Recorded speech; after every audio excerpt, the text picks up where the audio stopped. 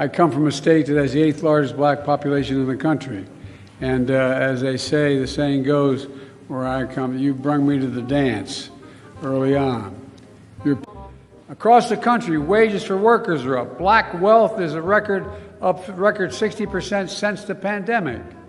So many of you, look, and by the way, I mean this sincerely from the bottom of my heart, we're just getting started. We're doing it by building an economy from the middle out and the bottom up, not the top down. Not a whole lot trickled down on my dad's kitchen table with the top down economy. But when when you increase the middle class, the poor have a shot and the wealthy still do very well. The middle class does well and we all do well. That's what we call Bidenomics. Yeah, I went to the Supreme Court to eliminate student debt that was out there. And guess what? The Supreme Court ruled against it, but I still got 136 million people's debt relieved. Is Trump an insurrectionist, sir? Well, I think certainly it's self-evident. You saw it all. Now, whether the 14th Amendment applies, I'll let the court make that decision. But he certainly supported an insurrection. There's no question about it. None. Zero. And he seems to be doubling down on about everything. Anyway. Can you address the prisoner exchange with Venezuela, sir? Yeah, can I do that after this event? Okay? All right? Well, it looks good. It looks like Maduro so far is keeping his commitment on a free election. It ain't done yet. Got a long way to go. But it's good so far. Mr. President, your reaction to the Colorado ruling on Trump at the ballot? I'm not going to comment on a court case.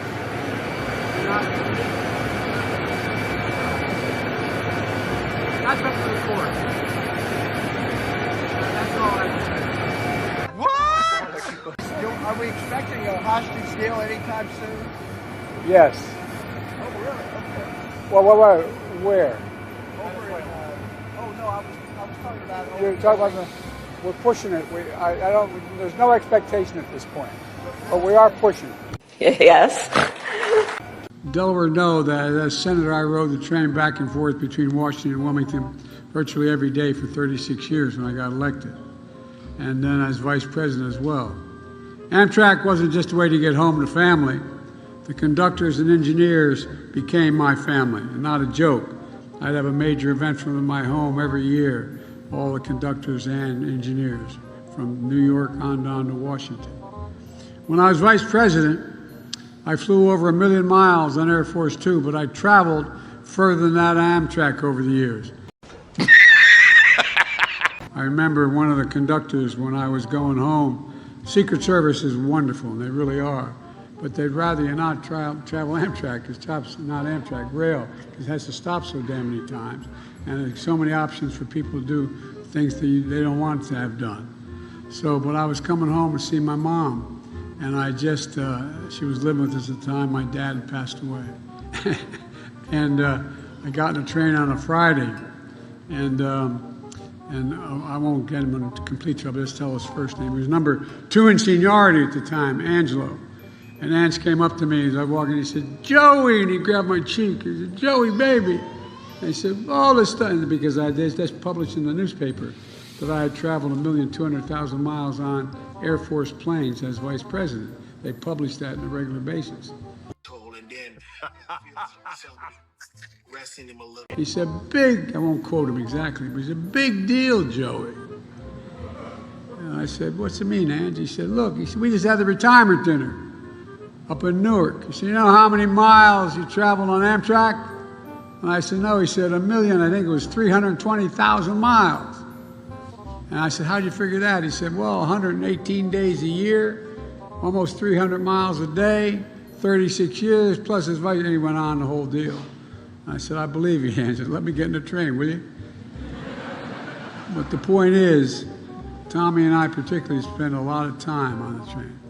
How about the hospital, sir? People all over the region are upset about the hospital and don't necessarily believe you or the Israelis that they didn't have anything to do with it. Do you have a message to the people in the streets right now? Well, I can understand why in this circumstance they wouldn't believe. I can understand that. But I would not, you notice I don't say things like that unless I have faith in the source from which I've gotten them. Our Defense Department says it's highly unlikely that it was Israelis, but if a different footprint, and they've intercepted some, anyway. So that's why, if you notice, I didn't say it first. I wanted to make sure that I knew. And look,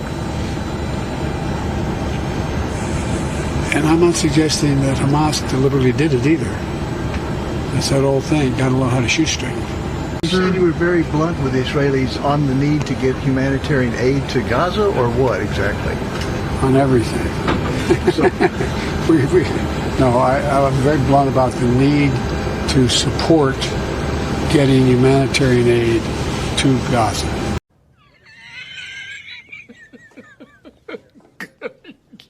Good one. Get it to Gaza and do it quickly. All right.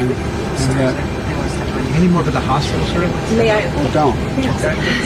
May I ask you about there's a So there may be nothing rolling through until, what's today? I wasn't track of days. Thursday? Wednesday? Probably until Friday. And that's the Rafah crossing you're talking about? Yes. Okay, so Sisi agreed to open that up? Yes. For this purpose. For this purpose. Not to allow a lot of people out, but to open it up for this purpose. For humanitarian assistance. For the humanitarian, for the trucks to be able to get through. And is that just Well, you guys are such a pain in the neck. You know? Sorry, sir. But here's the deal. Up to 20 trucks. When we took off, my goal was multifold, but basically to get humanitarian aid into Gaza and get as many Americans out who wanted to get out, could get out, as possible.